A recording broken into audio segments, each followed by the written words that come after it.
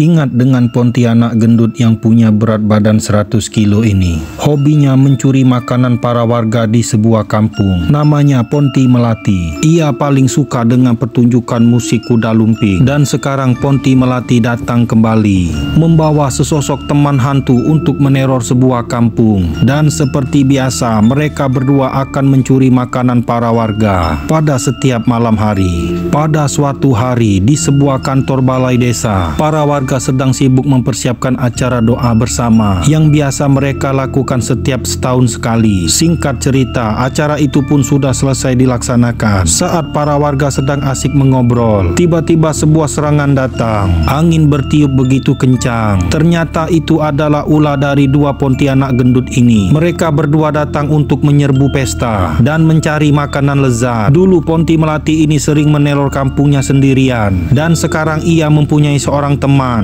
sesosok Pontianak gendut juga bernama Mewangi. Berat tubuh mereka masing-masing 100 kilo. Jikalau digabungi lengkaplah 200 kilogram. Para warga yang melihat kehadiran dua kunti ini tentu saja sangat ketakutan. Mereka semua kabur lari tunggang langgang. Sementara kedua Ponti gendut ini malah ketawa melihat tingkah warga yang kocar kacir gak kekaruan. Nah, dari sinilah cerita film itu pun dimulai.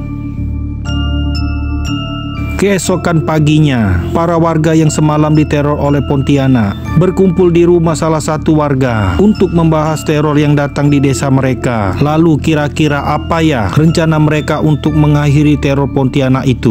Dua Pontianak gendut ini datang ke acara warga yang ada di balai desa untuk meneror para warga agar bisa mendapatkan banyak makanan lezat.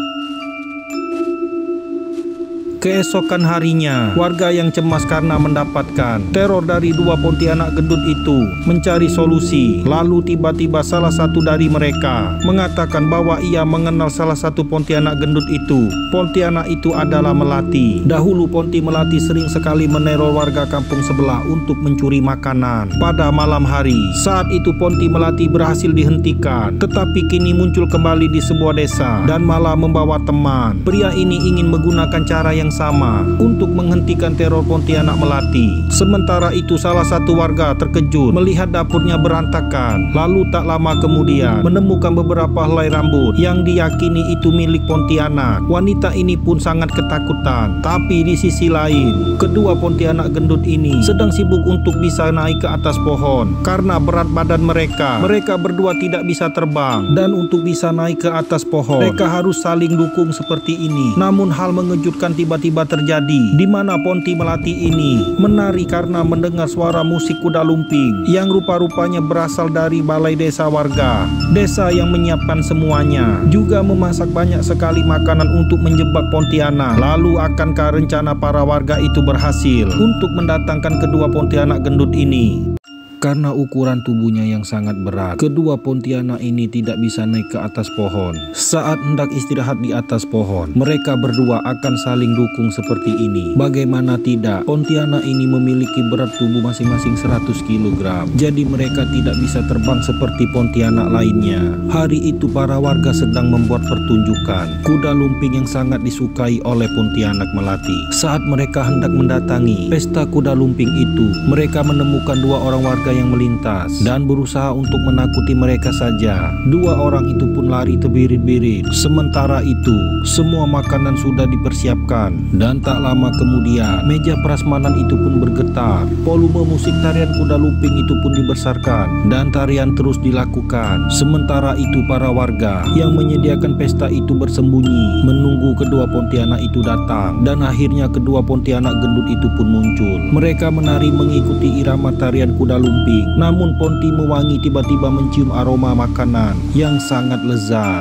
Tanpa pikir panjang, mereka pun langsung mendatangi meja itu dan menyantap semua makanan. Tapi ternyata mereka berdua tahu kalau mereka sedang dijebak. Seketika para warga pun langsung berlari berhamburan karena mereka tidak menyangka kalau kedua Ponti gendut itu mengetahui rencana mereka.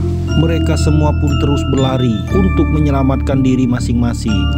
Selain hobi makan dan nakuti orang, kedua Pontianak gendut ini ternyata juga hobi mengintip orang mandi. Kali ini mereka mengintip cowok ganteng di kampung itu yang lagi mandi. Entah apa yang ada di dalam pikiran kedua Pontianak gendut ini, tapi yang pasti Pontianak Melati tidak begitu tertarik. Berbeda dengan Pontianak Mewangi yang sangat suka melihat pemuda ini mandi. Karena tubuh kedua Pontianak ini sangat besar, ranting pohon itu pun tak mampu menahan beban mereka. Sampai akhirnya mereka pun terjatuh. Mendengar suara gaduh, pemuda ini sangat ketakutan. Ia kemudian bergegas pergi dari kamar mandi itu. Sementara itu, dua orang ini sedang melintas di sebuah jalan. Dengan jahilnya, Ponti Mewangi tiba-tiba muncul dan menakuti mereka. Melihat mereka lari ketakutan, Mewangi terlihat sangat senang. Tapi berbeda dengan Ponti Melati, ia lebih senang memberhentikan orang-orang yang lewat karena orang-orang itu membawa makanan. Seperti paman yang satu ini, ia harus menyerahkan pizza yang dibelinya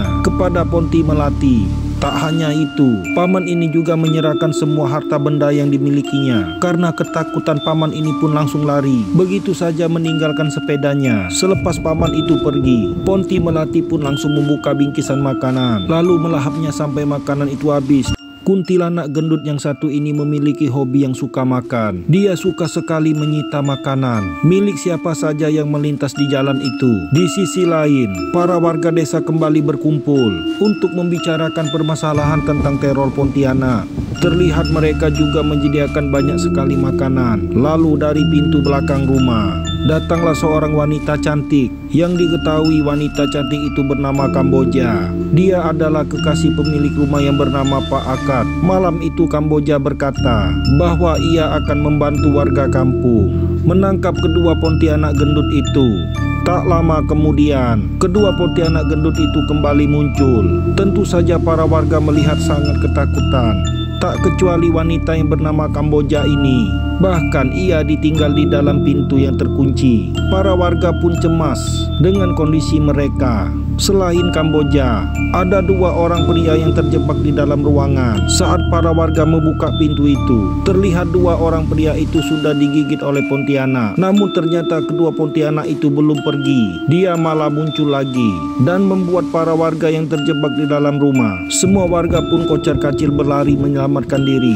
Mereka pun masing-masing kabur, meninggalkan rumah itu dan tak tahu mau kemana arah mereka. Sementara itu, situasi di dalam rumah Pak Akad, Pontianak yang bernama Mewangi malah jatuh cinta kepada pemuda ini. Mewangi pun dengan garang mendekati pemuda itu, yang diketahui pemuda itu bernama Luki. Namun sepertinya Mewangi tak ingin menggigit Luki. Sementara Ponti Melati masih sibuk dengan makanannya. Kedua Pontianak gendut ini mempunyai hobi yang berbeda. Ponti Melati sangat suka sekali dengan makanan, sedangkan Ponti Mewangi sangat suka melihat pria-pria tampan. Perbedaan kesukaan mereka berdua inilah yang kadang membuat mereka berdua sering bertengkar. Namun meski begitu, mereka tetap selalu bersama. Malam itu seorang pemuda terlihat kedinginan. Kemudian melintas seorang wanita yang biasa mengantar makanan. Wanita itu lantas memberi pertolongan kepada pemuda ini, yang ternyata pemuda itu habis digigit sama si Kunti. Anehnya, pemuda ini tiba-tiba jatuh pingsan dan tubuhnya sangat panas. Mendengar banyak korban yang digigit oleh Kunti, semua para warga menjadi panik. Lagi-lagi mereka semua berkumpul untuk mencari solusi menghentikan teror Kunti gendut. Di sebuah pohon besar, tempat peristirahatan kedua Kunti gendut, Ponti Mewangi terlihat sangat sedang bahagia karena ia sedang jatuh cinta. Hal itu membuat Ponti Melati sangat marah, sebab misi mereka bukanlah mencari pria, melainkan mencari makanan. Lagi dan lagi, mereka berdua pun ribut dan bertengkar di atas pohon itu. Sementara itu, di rumah Pak Akad, para warga yang telah digigit Kunti itu berkumpul menjadi satu. Di saat seperti ini, Kamboja kembali datang dan merubah penampilannya menjadi seorang dokter. Kamboja akan membantu Pak Akad untuk menyembuhkan para warga yang sedang terluka. Melihat Kamboja sedang bekerja, para warga pun keluar dari ruangan itu. Di saat itulah kedua Ponti gendut ini kembali muncul. Dokter ini terlihat tenang meskipun di hadapannya ada dua sosok Pontianak gendut yang mencoba menakut-nakutinya. Bukannya kabur, dokter ini justru meledek balik, membuat kedua Pontianak gendut ini menjadi bingung. Pada malam berikutnya, Lucky mendengar suara berisik dari luar rumahnya, yang ternyata itu adalah Ponti Mewangi. Melihat Ponti itu menggodanya, Lucky segera memberitahu kakak iparnya bahwa di luar rumah ada sesosok Pontianak. Ketika dilihat lagi, Ponti itu menjadi dua, Ponti Mewangi dan Ponti Melati, yang terus menggoda mereka. Di tengah hutan, beberapa warga sedang membuat jebakan. Mereka meletakkan beberapa makanan lezat serta perangkap untuk menangkap para kunti itu. Tak jauh dari tempat mereka memasang perangkap, kedua sosok kunti itu mulai terlihat. Betapa senangnya Melati melihat ada banyak makanan. Saat makanan itu diambil, sebuah jaring mengurung tubuh Melati. Tapi karena badannya yang sangat berat, jaring itu tak mampu mengangkat tubuh Melati. Hal itu membuat Ponti Mewangi tertawa terbahak-bahak. Orang yang ditugaskan untuk menjaga perangkap malah asik bermain sendiri. Ia memainkan bola-bola tanah sambil mendengarkan musik. Ketika para warga ini kembali datang, mereka melihat perangkap itu sudah rusak dan makanan jebakan itu pun hilang. Ada dua Pontianak gendut yang sedang meneror sebuah desa. Selain hobi menakut-nakuti orang, kedua Pontianak gendut ini juga hobi memaki-maki wanita yang dianggap sebagai pesaing. Dan sekarang Ponti Melati juga gemar mengintip para cowok-cowok ganteng yang lagi nongkrong di pinggir jembatan. Hari itu Ponti Melati sedang mendengar percakapan mereka, di mana mereka ini berkata bahwa jika sebuah paku ditancapkan di pundak Pontianak, maka Pontianak itu akan berubah menjadi manusia yang sangat cantik. Mendengar itu, Melati pun bergegas lari ke atas pohon tempat tinggal mereka untuk memberitahu Mewangi bahwa mereka bisa berubah menjadi wanita yang cantik jika leher mereka ditancapkan sebuah paku. Dengan begitu, mereka bisa menjalin hubungan dengan para cowok-cowok ganteng di desa tersebut. Mereka berdua pun sangat senang dengan kabar itu. Tanpa pikir panjang, kedua Pontianak ini langsung mendatangi rumah warga untuk mencari benda yang mereka sebut paku. Mereka lantas kembali ke pohon tempat tinggal mereka dan mulai menghayal, andaikan mereka menjadi wanita cantik dan tak perlu tinggal di atas pohon itu lagi. Mereka pun langsung mempraktikkan apa yang mereka dengar, yaitu menancapkan paku ke masing-masing tengkuk leher mereka. Tak lama kemudian, cahaya pun muncul dari atas pohon tempat tinggal mereka. Lalu keesokan paginya, mereka berdua sudah berubah menjadi sosok wanita cantik. Apakah mereka mendapatkan yang mereka inginkan? Dua Pontianak gendut ini akan saling menancapkan paku ke masing-masing tengkuk leher mereka. Setelah itu dilakukan, pohon tempat tinggal mereka tiba-tiba bercahaya. Lalu keesokan paginya, mereka berdua sudah berubah menjadi sesosok wanita cantik. Tujuan mereka berdua hanya ingin menjadi kekasih manusia. Tanpa buang waktu, mereka berdua langsung mendatangi rumah Pak Akad. Mereka berdua ingin bertemu dengan Lucky. Lalu saat Pak Akad menyuguhi mereka berdua minum, Pak Akad sangat terkejut ketika melihat kuku-kuku yang sangat panjang kedua wanita itu. Mereka berdua pun yakin bahwa kedua wanita itu adalah kuntilanak. Pak Akad kemudian langsung pergi ke balai desa untuk memeriksa kondisi warga korban Pontianak. Sementara itu, Lucky sedang asik dinner bareng kedua Pontianak itu.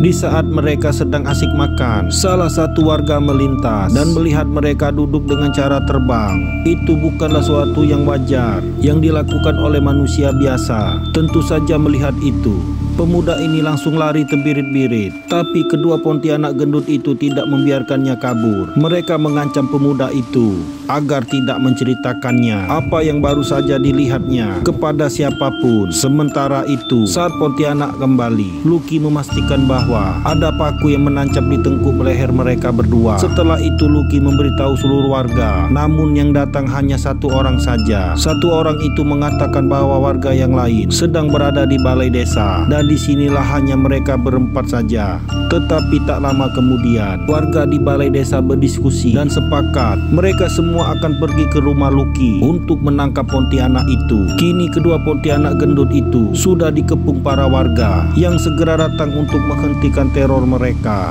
Ketika paku di tengkuk leher wanita ini dicabut, seketika ia berubah menjadi sosok kuntilanak dan tubuhnya terbang ke udara. Sebelumnya kedua Pontianak gendut ini dikepung oleh warga karena telah melakukan teror. Tapi tak lama kemudian datanglah Kamboja dengan Chandra. Salah satu warga Kamboja mengatakan bahwa semua huru-hara yang terjadi di kampung mereka adalah disebabkan oleh Pak Akad. Kamboja rupanya sakit hati ketika Pak Akad menikah dengan mendiang istrinya. Kemudian Kamboja mengakhiri hidupnya dan kini kembali lagi untuk membalas dendam. Rupa-rupanya Kamboja ini adalah juga sesosok Pontianak. Lalu Kamboja mencabut paku di lehernya bersama dengan Melati dan juga Mewangi, dan seketika mereka bertiga berubah kepada wujud aslinya. Sosok Kamboja kemudian terbang ke udara, namun ada seorang warga yang langsung membaca doa. Rupanya doa itu membuat Kamboja menjadi kepanasan dan Kamboja berteriak kesakitan. Tubuhnya lalu terbakar, lalu kemudian musnah. Namun tidak dengan Mewangi dan Melati. Warga kemudian menyadari bahwa mereka selama ini telah salah paham, menganggap Melati dan Mewangi adalah yang melukai para warga, padahal mereka berdua hanya mencari makan saja. Namun sebagai hukuman, kedua Pontianak gendut ini diusir dari kampung. Mereka harus pergi jauh dan tak boleh kembali ke kampung itu lagi.